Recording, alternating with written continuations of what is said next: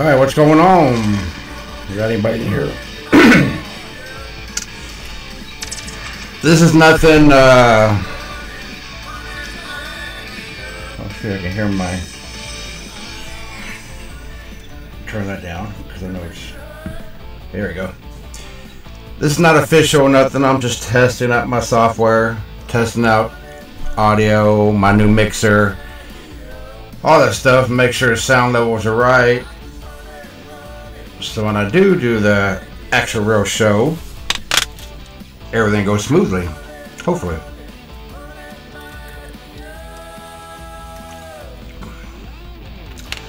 We got anybody in here? Let me know what the audio sounds like.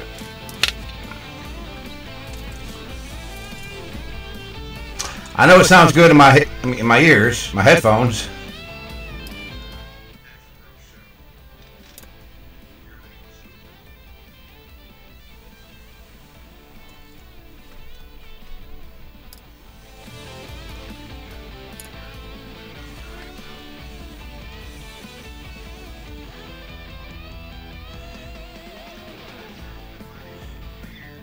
I'm getting good levels. I know that. Somebody post something in the comments.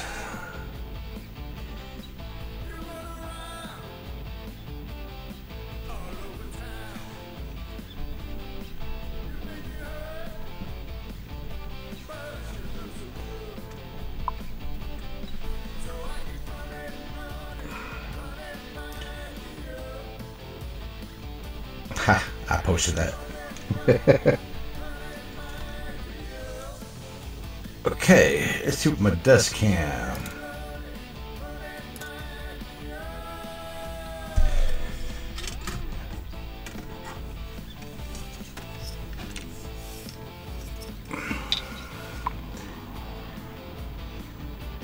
What's up, Dennis?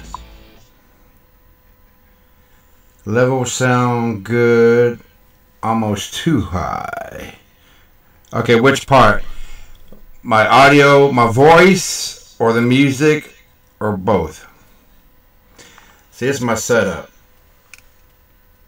There's my mixer. Got my little desk light. My monitor by the windshield. My iPad Pro. And then I'm previewing on this iPad.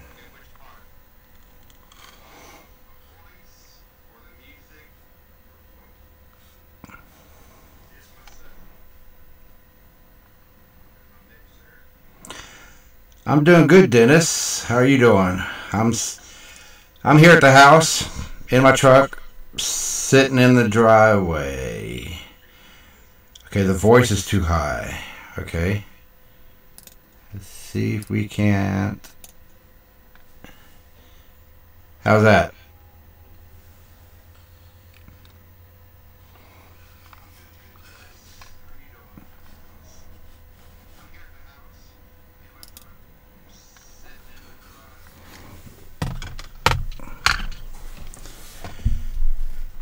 The voice still high? Hold on.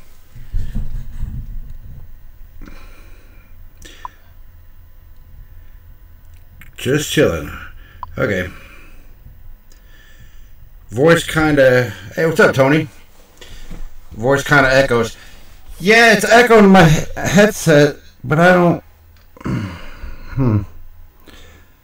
I don't know why. Okay, it's better. It's not echoing now.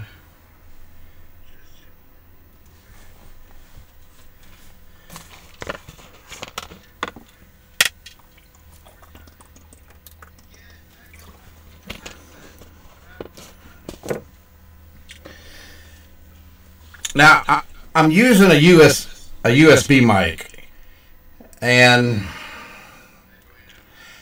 I don't know if that has something to do with it. I'm gonna be getting me. It sounds better. Okay, cool. I'm using a Yeti Blackout Edition, and I'm gonna be getting me an XLR mic that actually plugs it in. Here, let me show y'all. Because right now,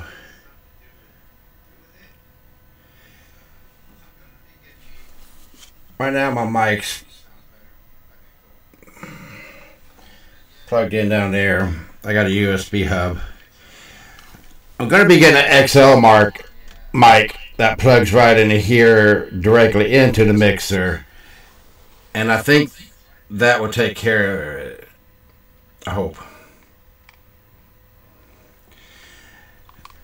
But I'm using this software called Ecamm Live. And your comments show up right there.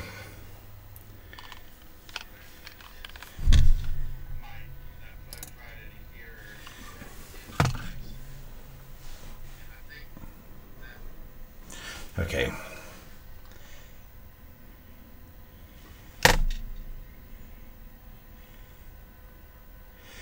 So hopefully when I get that new mic, it will take care of that. Maybe see if I can... Is it still echo? Is it still echoing? Is it still echo? I hear it a little bit. How about that?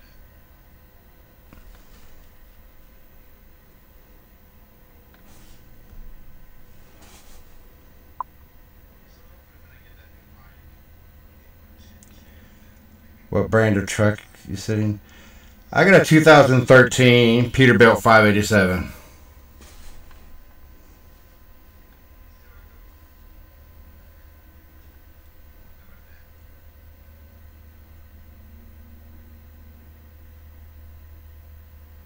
Let me see. Hold on.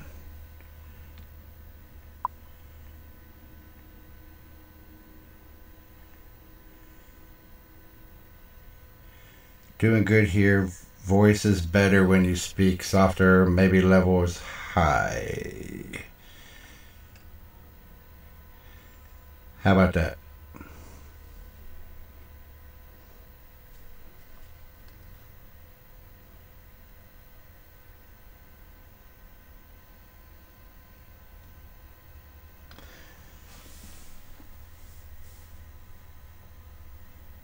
Let's see.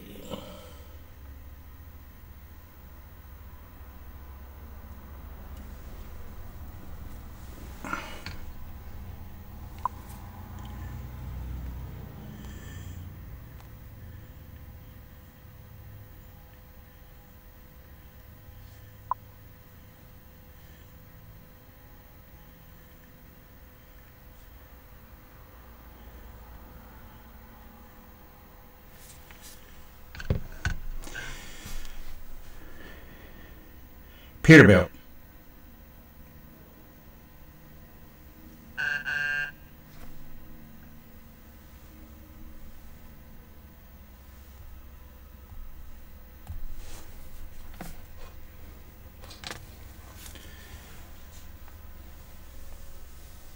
That's my truck right there.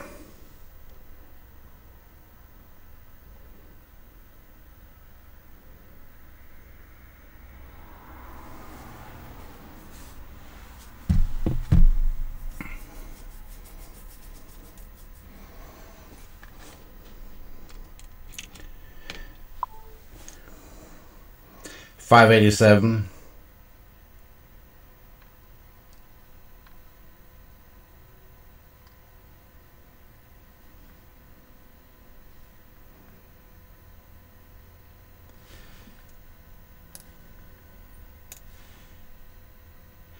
It's a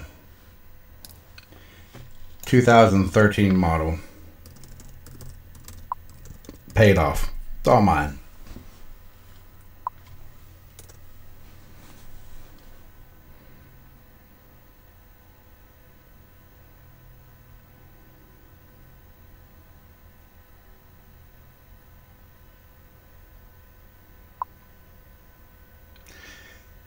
How is it bored? Oh, you mean this right here? Hold on, I'll show you.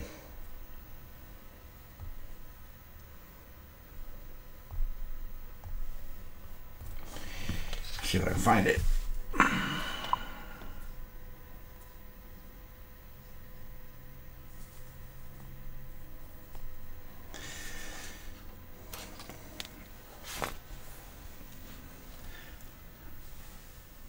I built that for drawers to put my clothes and stuff in. And then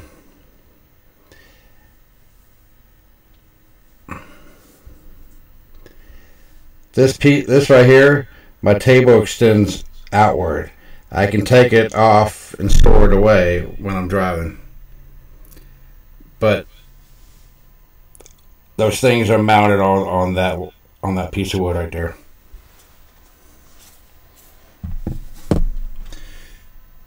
Just this right here, and then I got a table right here that I can take off, fold it, and then put it on that while I'm driving. Because I can't drive with this table on because it's right up against my gear shift. I can't even move my gear shift.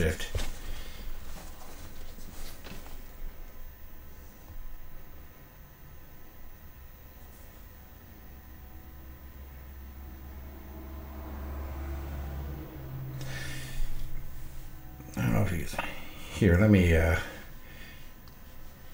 go back to my dust cam.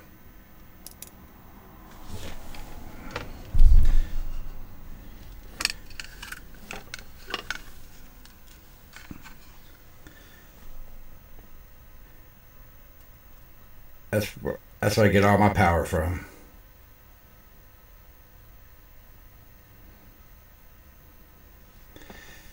I got a Rigmaster generator for power, but I got it shut off right now.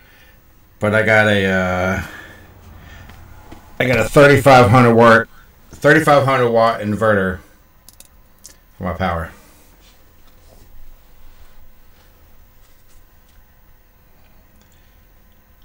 So the audio is sounding good now. I got my microphone right here.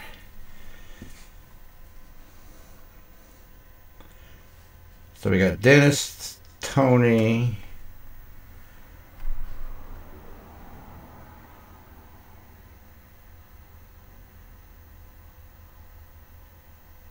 what kind of truck do you got, Tony? 579? You're at Prime?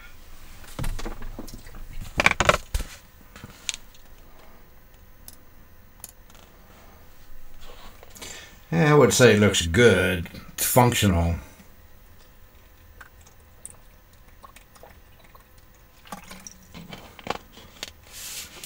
It's a work truck. An entertainment truck. This is a multi-purpose. Oh, I love my Rigmaster, Daniel. I've had it ever since I started Prime back in 2012. This is my second one. The first one had the single blower, and it just wasn't cutting it in the summertime. So I traded it in and got the new one that has the dual blower for AC, and it's been working great. I mean, it's a Rigmaster, breaks down, you know this, but mine's paid for, it's out of warranty, obviously, and if you watch some of my videos, I do repairs on it, if I'm capable of doing it. But yeah, she's working good.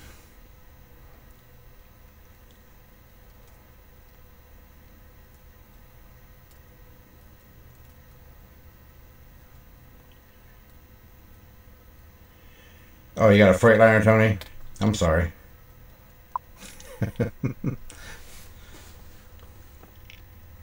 I mean, I don't like, well, I like the new Freightliner, you know, with those new, not the early 2018, but the later 2018 model and the 19 model. I like the way it looks. But back in 2000, 2001, I had a brand new Freightliner Classic XL Limited. It was the classic truck that came with the 84-inch sleeper, had a table that folded down and everything. That was my all-time favorite Freightliner that I drove. And yeah, I wish I had that chart.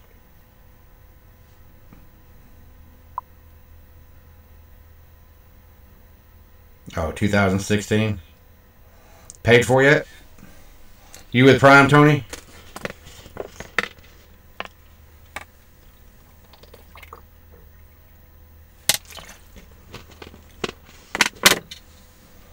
Gotta stay hydrated.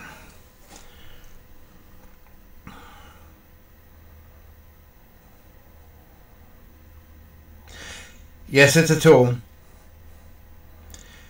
Makes me money. It's paid off. Just gives me headaches from time to time.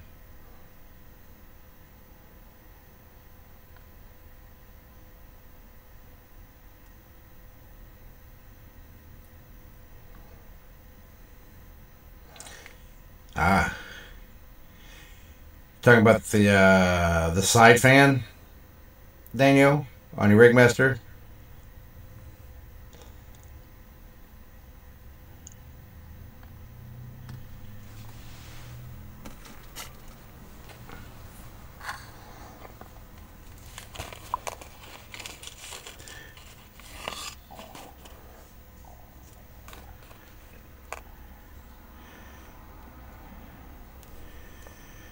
So you're on a regular lease now.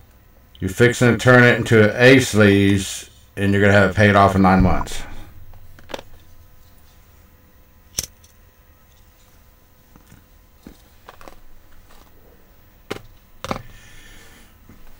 Yeah, your case fan keeps popping fuses.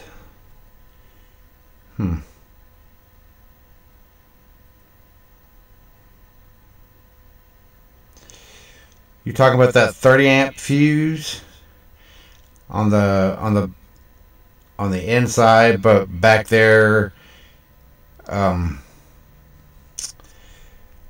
are those things called? Back there where there's 5 square fuses or whatever you call them. Well, I hope you do pay it off in 9 months, but man.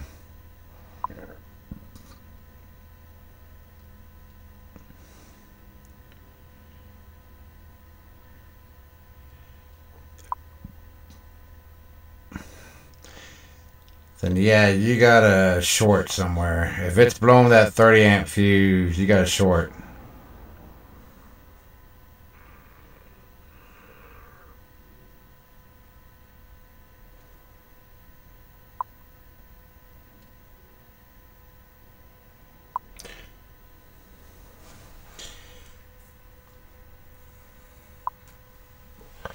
Yeah, you got a short on one of those black.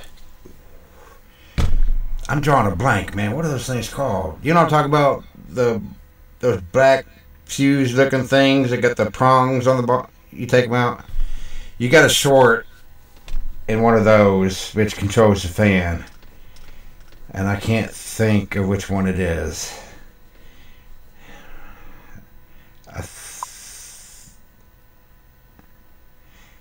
Might be the third one over.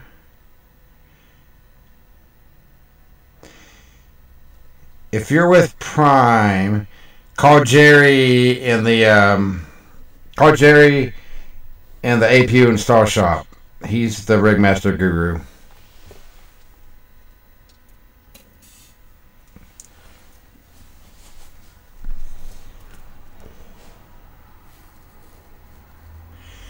Are you with Prime, Daniel?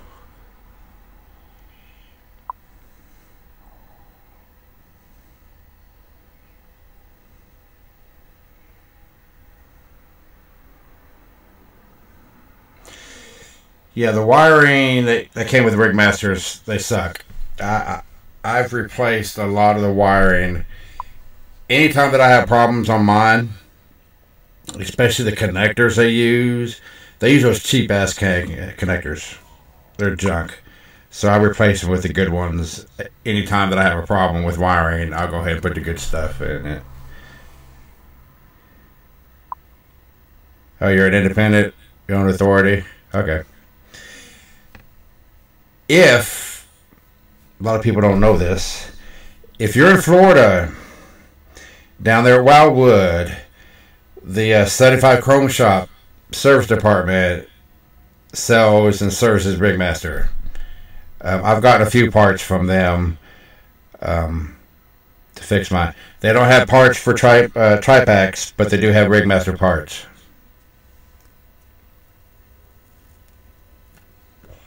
That's the only one that I know so far. I get my parts from Prime. If I know I'm coming home and I need a part, I'll call the parts department and say, hey, I need this, this, this, and this. Ship it to my house. And it'll get here before I get home. I get parts that way.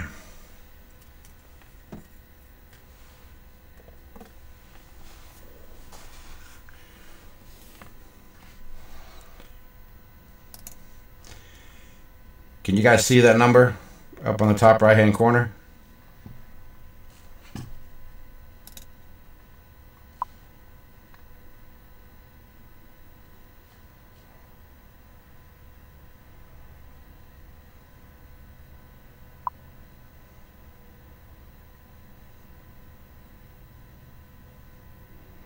Oh, really? They do services? Okay. They got parts? I need to remember that. New Braunfels, Texas. Hey, somebody do me a favor. Call that number up there, and I want to test out Google Voice.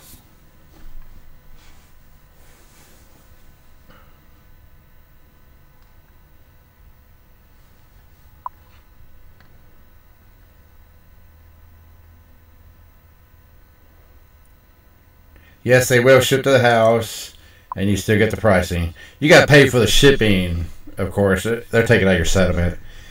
I mean, if you want it, if you want them to ship it just regular shipping, it doesn't cost all that much. But if you want to ship it like next day or 2 day, it could be like $30 to $60 depending on the weight.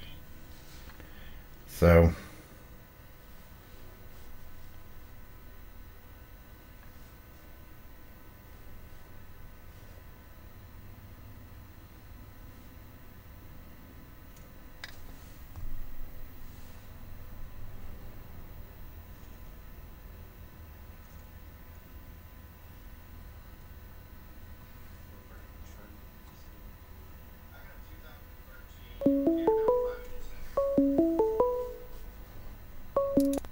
Call from. To accept, press 1. To send a voicemail, press 2.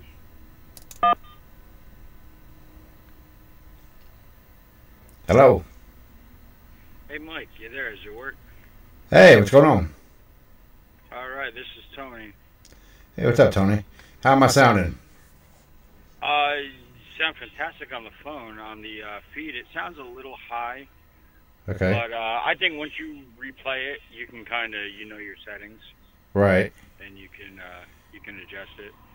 It's funny, I hit the call and I lost the video, so. Oh, did you? I'm sorry. No worries, now I'm pulling up on the laptop.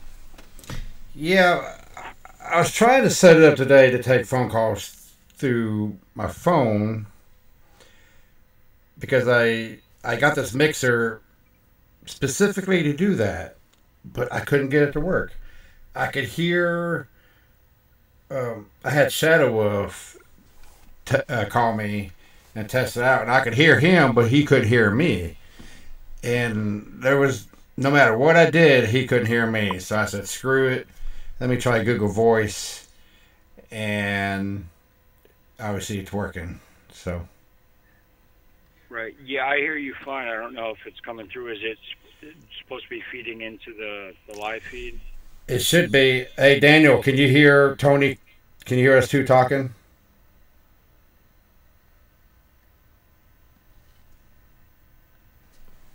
Hold on, let me see.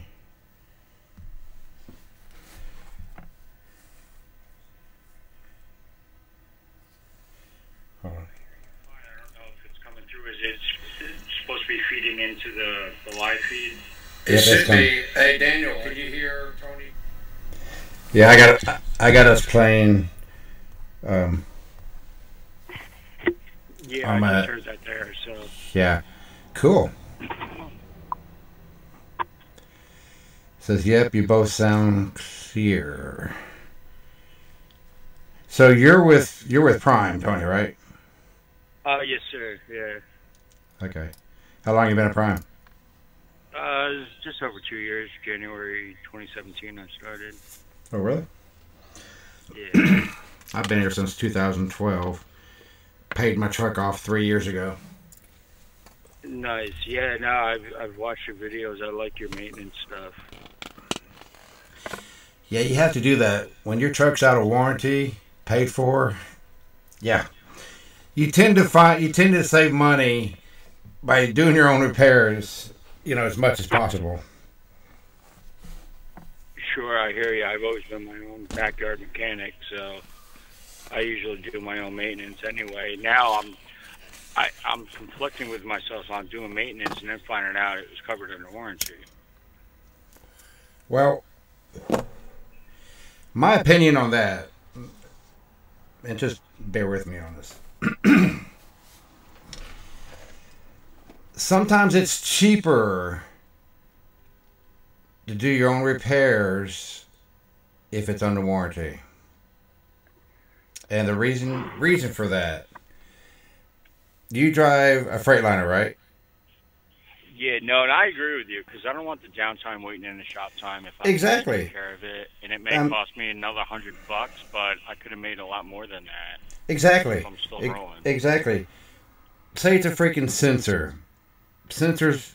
A lot of the sensors on these trucks are so easy to change. It just takes a socket. Okay, socket and a socket wrench, right side socket. You go into a Freightliner dealership, and to get warranty work on that, you may be there for a day. They may not be able to get you into the next day. You know what I mean? For a $50 sensor, you're going to lose out on a full day, plus the next day whenever they can get you in. So you're going to lose all that revenue. Go buy the $50 sensor. It's a tax write-off. Spend 5-10 minutes fixing yourself. Get you back on the road. And you won't lose any, you lose what? 30 minutes, Yeah, instead of a day and a half of revenue, you can spend even $150 and then be rolling again. Exactly. And it's still cheaper. Hell, when this truck was under warranty, I still did my own repairs because of that. Obviously, I agree. If it was something that I couldn't do, then yeah, I had them do it. Like DPF issues. I will not. I'll change sensors, but as far as DPF filters, stuff like that. Hell, there's a couple. What's that? There's this one NOx sensor. It's right up there by the turbo. And I had one go out last year. But it was one of those parts that you had to take off, take it to the parts room, and then they'll give you one back. It had a core charge on it and everything. Sure. And so that meant that I would have to do the work in the Peterbilt parking lot, Peterbilt dealership parking lot, give them the old part, so I get the new part and then repair it right there in the Peterbilt. To me, that's kind of disrespectful. Be home and have a separate vehicle. Yeah, and this happened to me in Virginia, and I just felt it was kind of disrespectful to Peterbilt, me to do work in their parking lot, taking up a parking spot for somebody. Yeah, so I just paid them to do it. Took them an hour. And you should. Just for the relationship, because you don't want to have to be broke down there next time and be like, oh, this is the guy that's, he'll do it himself, but now he can't. So now exactly. Us. Exactly. No, you got to pick your battles. Oh, yeah. Most definitely. But she's paid off. Wouldn't change anything. You just got to keep her maintained. Keep a good emergency fund. Definitely. Because here in a couple years, 2-3 years, I'm gonna be start looking at an overhaul. That ain't cheap. Yeah, how many miles do you have now? Well, I got 901,000 miles, Yeah, but all I'm right. getting almost 8 miles to the gallon. Okay, and I got a Cummins. Fantastic. Yeah, I've been told by my Peterbilt rep, if you're getting 7.5, 8 miles a gallon, don't even touch it. When it drops, down in the sixes and everything, then start thinking about overhaul. But I've already had a partial overhaul done already. Didn't cost me a thing. Back in 2014, my truck was burning oil. I put in 29 gallons of oil from January to August. When I go, check my oil, I'm like, oh shit, I'm low. Gallon low. Well, Put a that's the gallon next in. factor is oil consumption. Yeah, and I keep a log. Anytime I put oil, coolant, whatever, I keep, date, time, mileage, everything. I keep record of that. So I showed that to the service people, Peterbilt, and then they sent it over to Cummins and got approval from them because Cummins had a campaign out for that very specific reason of burning oil in the specific engine that I have. So they tore it apart. They tore the engine apart, and it turned out that I had 3 liners that had lobing going on. Which, if you know what lobing is, it's just the oil was coming up through the liner into the burn chamber. It had just enough gap to come up into the burn chamber and get burned off.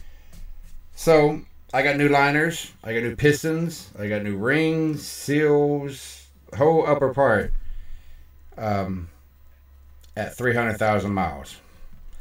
So ever since then, my truck's been running good. Except they didn't change anything in the DPF. I mean, when you burn, excuse me, when you burn oil, where's it going to go? It's going to go right the exhaust. After this was done, 3 months later, my DPF system said, that's it, I'm done. And I derated. I made it up to Pittston, up there to Pittston Yard. Had a Cummins service truck come out and service my DPF system. Got a new DPF filter. Cleaned out my DOC. And I got a new catalyst. SCR catalyst. Right. Which is the most expensive part on the DPF system. It looks like a big ass muffler on my driver's side. It's connected to my exhaust tip back there. That thing was $3,000. Oh my goodness. But I bitched and I bitched and I bitched. And I got, Van, our Peterbilt rep there in Springfield, he got it policied for 50%. So I think my bill was like $1,800 something. So it's a lot better than $3,000. Still expensive, but what can I do? Yeah, I mean that's the thing with these whole, SCR systems. That when it needs to be done, it needs to be done. Like we don't really have much of a choice. Exactly. And it's more so on EPA regulations that even the dealers know that when this comes up, it has to be done. Right.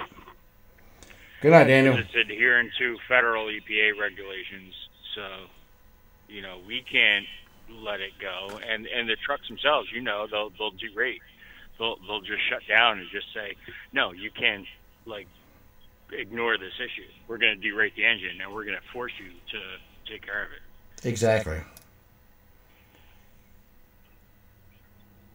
Yeah, it happened to me a couple of weeks ago, and I was leaving Springfield, and for some reason I was shut down for about a week. I had an overhead done, I had oil change, a couple of things, and I was down for a week, which is about the longest that truck had ever sat since I had gotten it. I only got this truck in July, but I was heading down to Arkansas, and it got a bad DEF, poor quality DEF, like, alarm.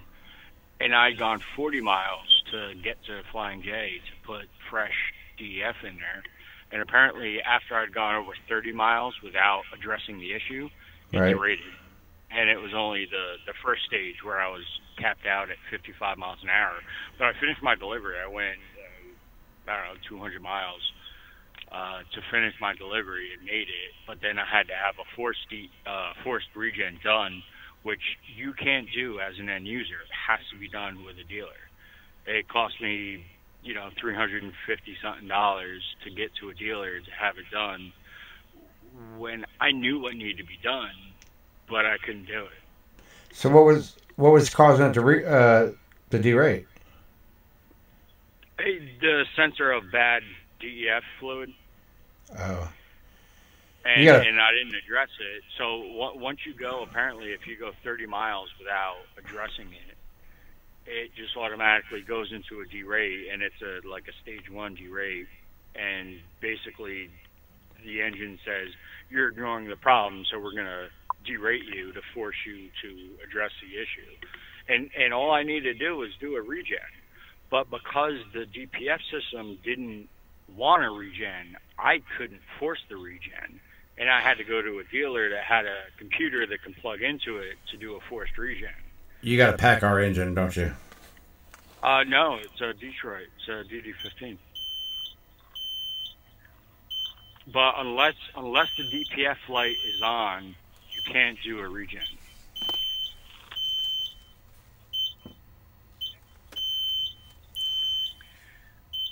What, you burn down the kitchen? No, I'm in my truck. My low voltage.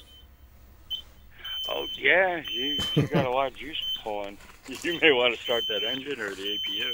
Oh, no, I need to start my APU, probably.